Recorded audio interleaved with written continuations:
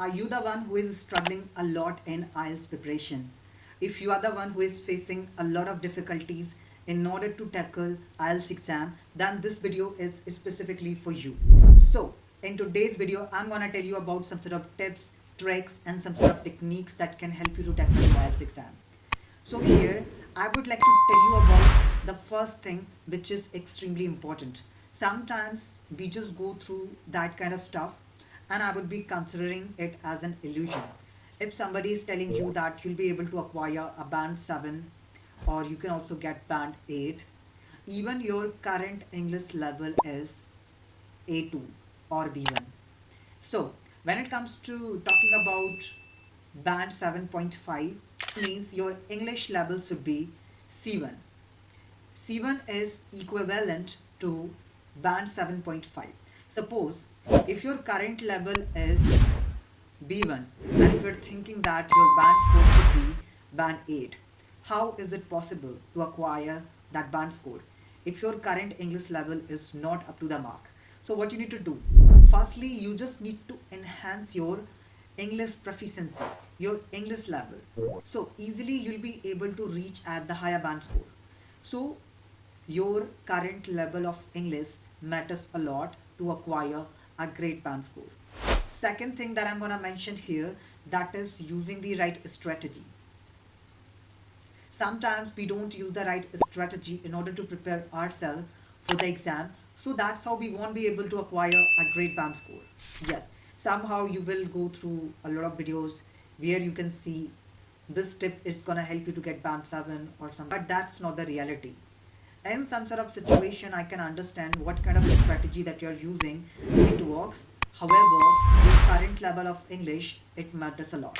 So rather than running behind solving mock test and all, still you're not able to get your desired band score in the mock test, people feel disappointed and they start thinking that IELTS is kind of very complicated test. But the reality is completely different. Firstly, you just need to experiment with English language. You need to understand in general what is your biggest difficulty. If you don't know anything about reading, if your vocabulary is not good enough, so firstly you just need to develop your reading habit. I'm not saying that specifically you need to start reading the content specific to the IELTS. It doesn't matter. Your main purpose should be consuming the content in English language by getting through any kind of content you can read that you like, because it's very important to find our interest in learning. So any kind of content you can read that you love, that you like, something which is related to your own interest.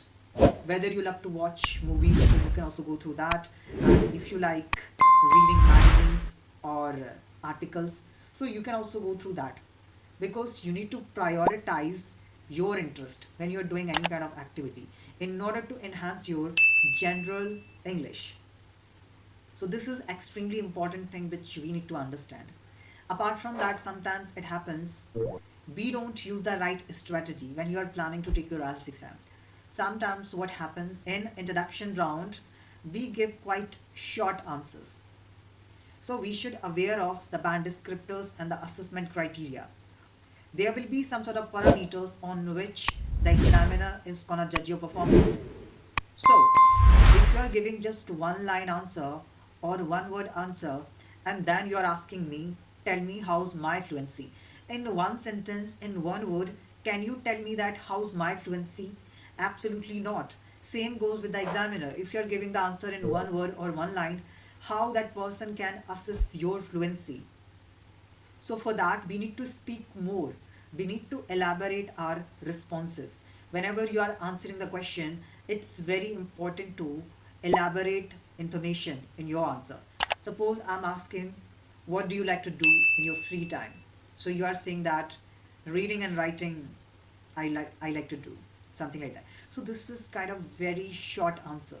So whenever you are giving any kind of answer in introduction round, it's very important to explain these things by giving examples, by giving the reason. So suppose you are saying that I'm asking, do you like to read books? So rather than saying yes, If you are saying yes, it means it's just one word. And if you are saying that yes, I like to read books, so this is also kind of one sentence that you have used. And if you are asking later on, how was my sentence structures, how was my fluency, I cannot say anything in just one sentence. For that, you need to speak more. Then I can say some sort of things. So it's very important that you need to speak a bit more by giving reasons, examples. You can make comparisons. You can relate the information with your past, and you can also contrast. Definitely, I love to read books because it helps me to learn new vocabulary. At the same time, whenever I read books, I encounter new sentences and phrases. That's how I am enhancing my vocabulary and grammar by getting through reading. So that include the reason and you can elaborate your answer. So this is kind of short video that I just wanted to make related to IELTS exam. If you have any kind of doubt and if you're getting through any kind of question, if you're facing any kind of difficulties related to IELTS exam, feel free to put your question in the chat section. Apart from that, if you just want to join one-on-one sessions, so you can reach out to me and I would love to help you out with that. Thank you so much. Keep learning and keep enhancing yourself. Take care. See you in the upcoming video.